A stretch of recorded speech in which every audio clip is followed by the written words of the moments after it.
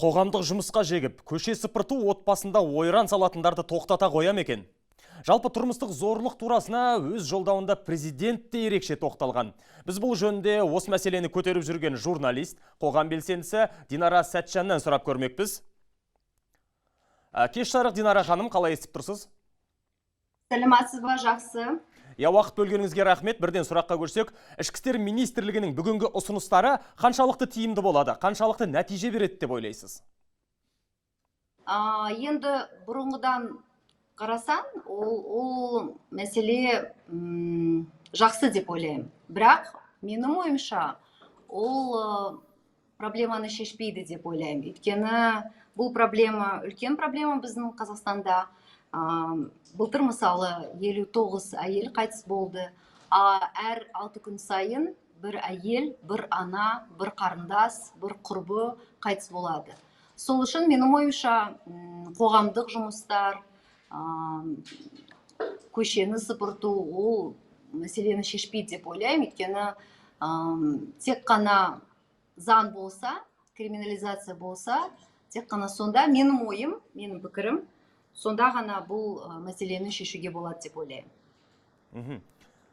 Рахмет. Жалпы елімізде осы тұрмыстық зорлық, зомбылық пен әлеуметтік проблемалардың көбеюіне не себеп деп ойлайсыз соңғы уақытта? Не әсер етіп жатыр оған?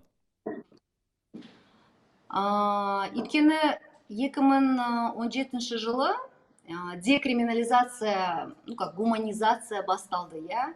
Мысалы, қанша жыл бұрын? 10 жыл бұрын, я, бізге заң шықты ғой, ремень безопасности кию, мысалы.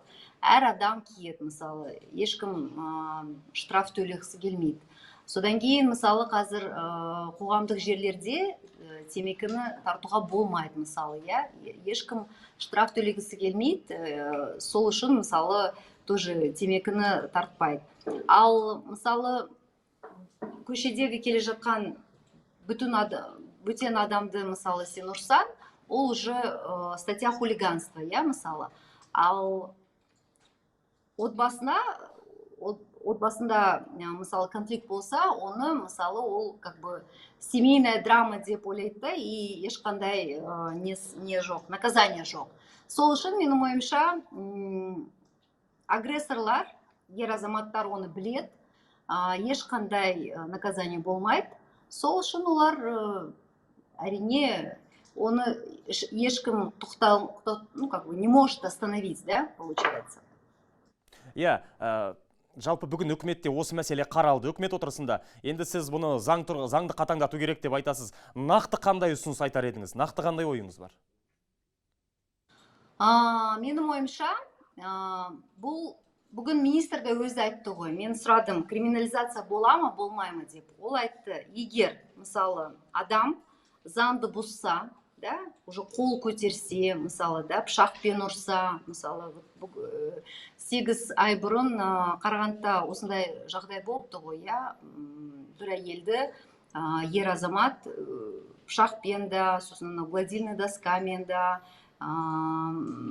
белмеумен, әртүрлі жағдай жасаған, түн ішінде барған ғой ол кісі полицияға, ешқандай заявление алмаған. Өйткені бұл мәселеге, менің ойымша, мүмкін Астанада, Алматыда қарайтын шығар, ал региондарда мүмкін оны қатты қарамайды, өйткені ойлайды, ол отбасылықта конфликт, ол ешқандай, это не преступление, деп ойлайды. Бірақ бүгін министр айтты, егер осындай заңды бұзса, мысалы, қол көтеріп, онда уже оны басқа статьямен қарау керек деп ойлайды. Динара ханым, уақыт бөлгеніңізге тағы бір мәрте көп-көп рахмет. Айтқан ұсыныстарыңызды өкілетті органдар қаперіне іледі деп ойлаймыз. Рахмет.